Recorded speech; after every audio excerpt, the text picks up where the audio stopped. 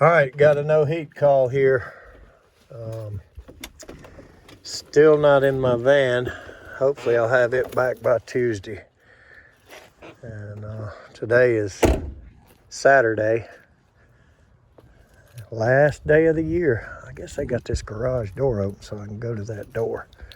I hope I can fix it with these few things here, because that is almost all I've got. Let's find out what's going on. Just see the thermostat right quick. Right. Now that's what it was doing all day yesterday, so we just blowing cold air. Okay. Sounds like it's hit a high limit or a rollout or something, but we'll go into the house and Okay. And I'll show you. we'll have a little discussion with it. Okay.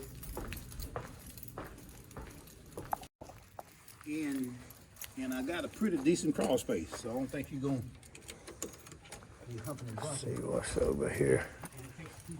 Grand Air.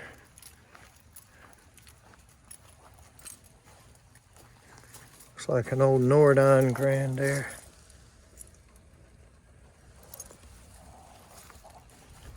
I don't know if that's the bottom or the top. Couple of 3-inch PVCs. And I got the light on for you. Where's your other outside unit? On the other side over there. Oh, it's on the other that's side. one for the upstairs. Yes, sir. Okay. On the other side. I got the light switch on for you. So Good. okay. And listen, when you get ready, just come out to the back door. Pretty good crawl space. Oh, Lord. Only thing I hate, the gravel. You get a little bit on up there in age, and those knees don't like the gravel quite so much.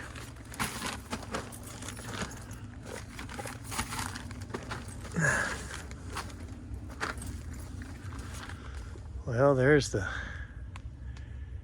drain line running with some double trapping situations in it.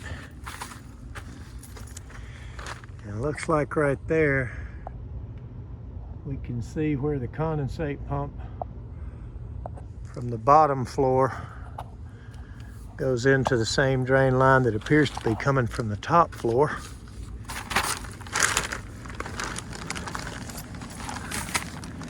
Got a pane furnace that is down in a hole. And look at that angle of that plenum.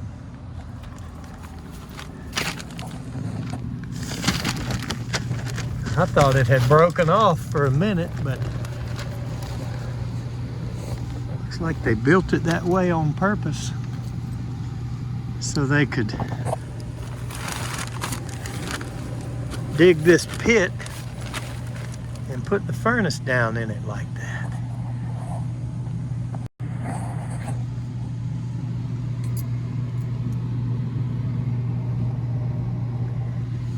I wouldn't have done that. That right there is over the top. So obviously the reason they buried this furnace or dug it down in a pit and made this plenum angle up and angled the transition up to the coil there. Obviously the reason they did all this is they don't know how to run an exhaust flue. So what you do in this case is you go ahead and put your furnace up where you'd like it to be, and you run your flue down first and put a T in it with a drain, and then let it go back up gradually. So they thought all they could do was build from this height, and that they had to get it down lower so they could get their flue out under that or whatever. I don't know why they couldn't have gone this way, but you can see it over there going beyond the light, and it goes out where we saw those two out back. So when the installers don't really know the technical aspects real well. Sometimes they make some unnecessary design flaws. I tell you, this one doesn't look that great. Look at all that. It's just the cabinet, but I'm gonna bet we got the same situation here that we had not long ago. Yep, and there it was. So I clicked that rollout right there. Fan cut off. Now we're gonna go back into a delay and it'll cycle through and this thing will start up and it'll try to fire. But I can see right now, this is probably the same situation we had with another one. So we might as well take this off and watch it fire up.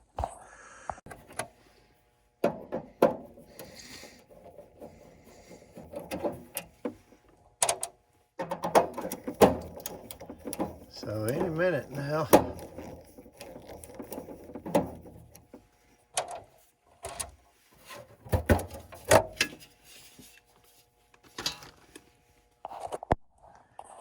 We ought to be getting the call. The union inside the cabinet. Drip leg back here in the cabinet. Another union inside the cabinet right there. Going up. Stacked up a couple of 45s. What in the world would they do all that for? I have no idea why these are in here. Flex line right there, but that's not the end of the world, not going to hurt anything. These furnaces have a few things they're bad about. Number one is this is an expensive, failure-prone, big old huge conglomeration of an induced draft assembly. Number two, these like to clog up. And then ultimately, the secondary heat exchangers clog a lot. But this one doesn't look near as bad as the last one we saw.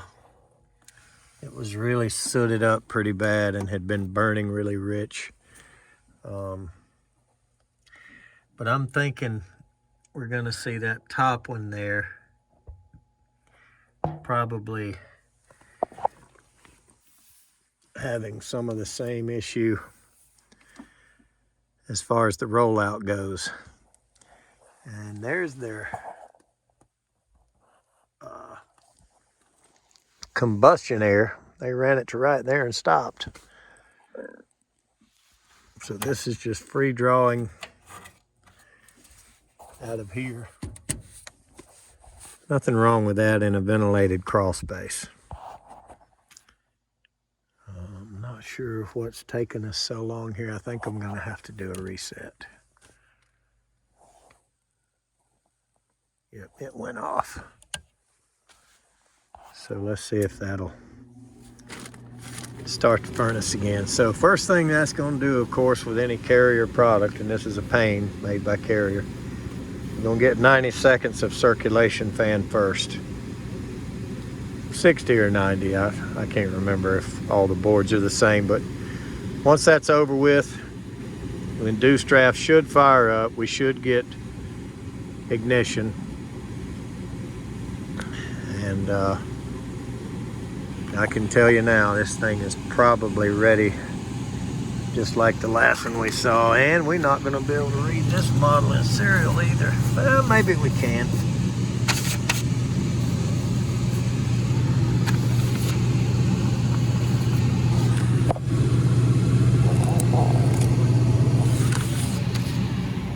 Need one of my wipes under here to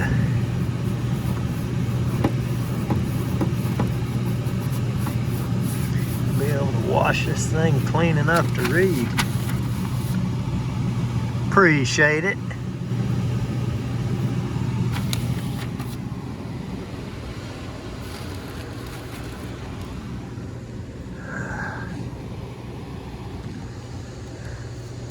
Try a little old trick I learned in the Army.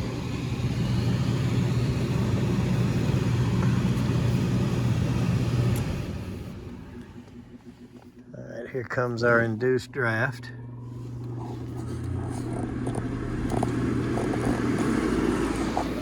I'm gonna have to work a little harder to read that model of serial. All right, let's watch for flame here.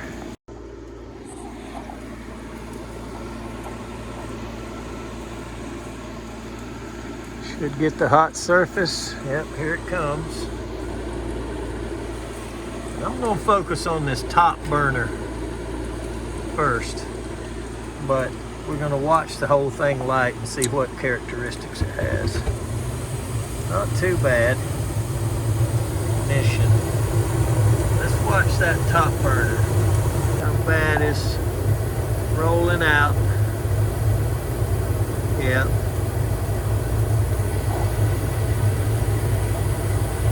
You can see it.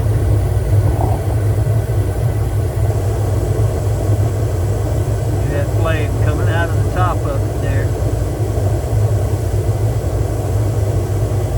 This one's a little worse than that last one.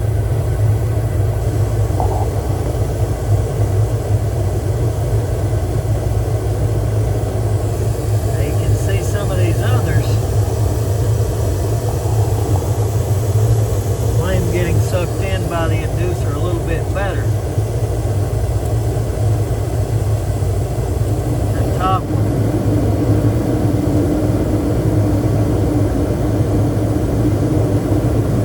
And bellowing out of there. And when the blower came on,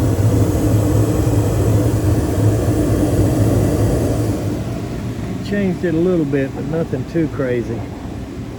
But that's enough for me right there. I guarantee you we go outside and this thing will stink up a storm in the yard.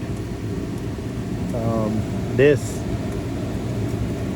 top rollout is definitely going to go off again with as much rollout as we've got coming out of the top of it.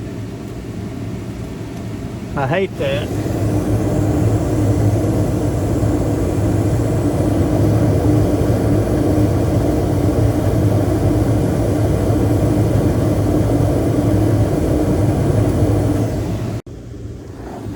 See the flame bellowing out of the top of the, all of those are burning pretty good, and this top one here,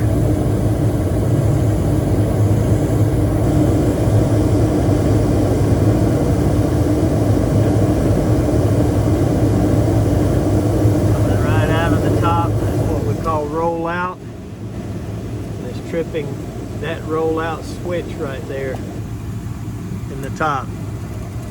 So that's what we reset when we came here. This furnace has seen better days.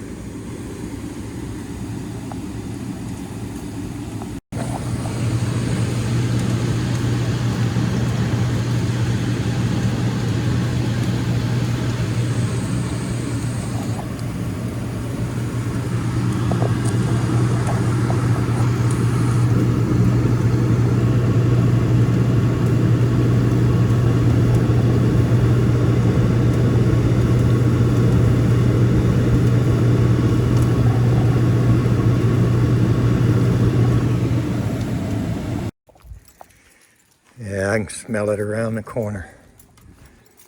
Whew, terrible. Real bad.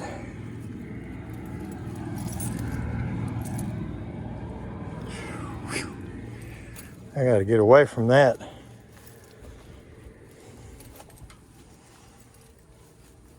Looked like that furnace was in the 08 range.